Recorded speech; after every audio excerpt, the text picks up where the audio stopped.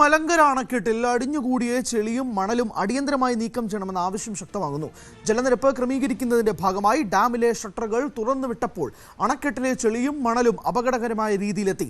സംഭരണശേഷിയുടെ 50% ചെളിയും മണലും നിറഞ്ഞ അവസ്ഥയാണ്. കനത്ത മഴ പെയ്യുന്നതിന് മുമ്പ് അണക്കെട്ടിലെ ചെളി മാറ്റിയില്ലെങ്കിൽ പ്രളയമടക്കമുള്ള വലിയ പ്രതിസന്ധികൾ ഉണ്ടാകുമെന്നാണ് നാട്ടുകാരുടെ ആശങ്ക. ഇപ്പോൾ നിൽക്കുന്നത് മലങ്കര ജലാശയത്തിൻ്റെ കാഞ്ഞാർ ഭാഗത്താണ് നിൽക്കുന്നത്. കാണുന്ന കമ്പും തടികളും മണലും ചെളികളുമാണ് കിടക്കുന്നത്.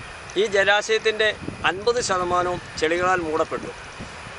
അതായത് 2010 പ്രളയകാലം തൊട്ട് മലയോര മേഖലയിലെ ഉരുളുപൊട്ടലും വന്നതിൻ്റെ മൂലം ചെളികൾ ഒഴുകി വന്ന് അടിഞ്ഞിരിക്കുന്ന കാഞ്ഞാർ ഭാഗത്താണ്. കാഞ്ഞാർ തൊട്ട് മലങ്കര ജലാശയം വരെ ഇതുണ്ട്. വയനക്കാവ് ഭാഗം, അറക്കുളം ഭാഗം, ഏറ്റവും കൂടുതലുള്ളത് വയനക്കാവ് ഭാഗവും ഈ നിൽക്കുന്ന സ്ഥലവുമാണ്.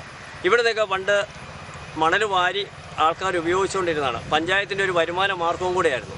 അത് നിന്നോടുകൂടിയാണ് ഇവിടെ ഈ വെള്ളപ്പൊക്കം ഉണ്ടാകാൻ തുടങ്ങിയത്. കൈത്തോടുകളെല്ലാം നിറഞ്ഞൊഴുകി കൃഷിഭൂമികൾ നശിച്ചുകൊണ്ടിരിക്കും. ഇത് കോരി മാറ്റണം എന്നുള്ളതാണ്. ഇത് കോരി മാറ്റണം. അത് ഇവിടെ ഡംപ് ചെയ്യാനും പറ്റില്ല. ഇത് മറ്റു സ്ഥലങ്ങളിലേക്ക് മാറ്റി ഫില്ലിംഗ് ഏരിയയിലേക്ക് ഇത് മാറ്റിക്കൊണ്ട് പോകണമെന്നാണ് ഞങ്ങൾ ആവശ്യപ്പെടുന്നത്.